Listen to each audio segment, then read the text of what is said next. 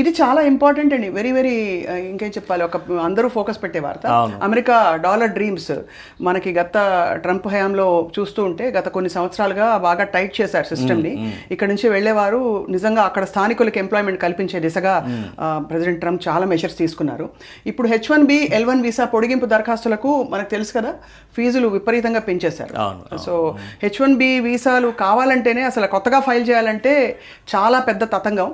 దాంతోపాటు ఇప్పుడు కొత్తగా మనకి వీళ్ళని ఒకవేళ పొడిగించి వాళ్ళని ఇంకా కొంతకాలం పాటు H1B వాళ్ళకి అందించాలని అనుకుంటే, అంటే అక్కడ అప్లై చేసుకోవడానికి $4,000 అండ్ L1 వీసా అంటే బేసిక్గా మల్టీనేషనల్ కంపెనీస్లో పనిచేస్తూ ఫలానా వేరే కంట్రీ బ్రాంచ్ నుంచి అమెరికా బ్రాంచ్కి మారాలి అని అనుకుంటే వాళ్ళకు కూడా L1 వీసా అవసరం పడుతుంది. దానికి కూడా $4,500. అఫ్కోర్స్ లార్జర్ స్కీమ్లో పెద్ద కంపెనీలు అయితే ఇవన్నీ ఆలోచించవు. బట్ పాయింట్ ఏంటంటే అక్కడ చాలామంది ఇప్పుడు ఇదివరకు అంత మార్గం సుగమం అయిపోయి వెళ్ళిపోయే వాళ్ళందరికీ కూడా ఖచ్చితంగా ఇప్పుడు చెక్. దానికి కారణం కూడా ఏంటంటే మన వాళ్ళు భారతీయులు ఏం తక్కువ వాళ్ళు గారు వెళ్ళి మొత్తం పాగా వేసి పెట్టారు. సో చాలా అంటే సమర్థవంతంగా నిర్వహిస్తున్నారు అక్కడ విధులని, బాగా సంపాదిస్తున్నారు, బాగా సెటిల్ అయ్యారు.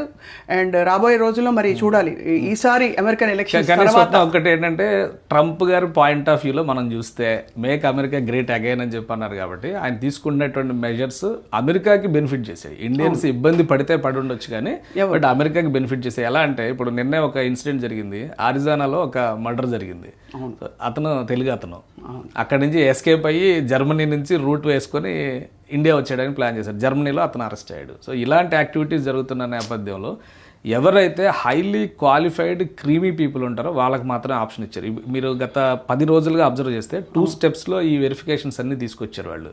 ఫస్ట్ ప్రయారిటీ ఎడ్యుకేషన్ కోసం వస్తున్న స్టూడెంట్స్, వాళ్ళ మీద రిస్ట్రిక్షన్స్, అది 2 రోజుల క్రితం క్లారిటీ ఇచ్చారు. తర్వాత బర్త్ రైట్ సిటిజన్షిప్కి సంబంధించి ఒక పాలసీ తీసుకున్నారు. అది సుప్రీంకోర్టులో నిలబడదు అక్కడ అని చెప్పి అంటున్నారు. బట్ పాలసీలో అయితే మేము ముందుకెళ్తామని చెప్పేసి, అంటే అది ఫిల్టర్ చేయడం కష్టం అవుతుంది. ఎందుకు నిలబడదంటే బర్త్ రైట్ సిటిజన్షిప్ కూడా ఎవరు అర్హులు, ఎవరు ఇక్కడ బిడ్డల్ని కనొచ్చు లేదు ఎలా నిర్ధారిస్తారు అన్నది పాయింట్ అనమాట. ఎంతకాలంగా సెటిల్ అయ్యారు అంతకు ముందు ఇవన్నీ ఉంటాయి. ఎందుకంటే డెలివరీల కోసం కూడా ఇక్కడ నుంచి వెళ్ళిన వాళ్ళు చాలా మంది వింటూ ఉంటాం. సో మనం మన యాంగిల్ చూస్తున్నాము, బట్ అక్కడ మెక్సికో నుంచి, కెనడా నుంచి, బ్రెజిల్ నుంచి వచ్చి అక్కడ బర్త్ రైట్ సిటిజన్షిప్ కోసం దానికి ఒక స్పెషల్ టూరిజమే ఉందన్నమాట. బర్త్ రైట్ టూరిజం అని చెప్పని సపరేట్గా అమెరికాలో సిటిజన్షిప్ కోసం చేసేటువంటి ప్రయత్నం. యూరోపియన్స్ కూడా పోతారు అక్కడికి. సో దాన్ని రిస్ట్రిక్ట్ చేయడానికి ఆయన ఒక స్కీమ్ తీసుకొచ్చాడు.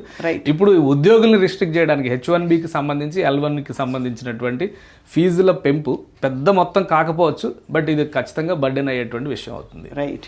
గతంలో మొత్తానికి జరిగిన అనేక ఇంబ్యాలెన్సెస్, అది ప్రకృతి పరంగా కావచ్చు, ఎగ్జామినేషన్ పేపర్స్, ఓటర్ల జాబితాలు, ఇంకా భూముల కబ్జాలు, వీటన్నిటికి సంబంధించి ఒక సవరణల కాలం నడుస్తుంది అనిపిస్తుంది నాకు.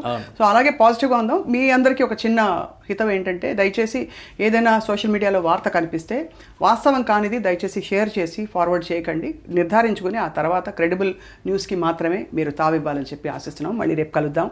Thank you all for watching Suman TV.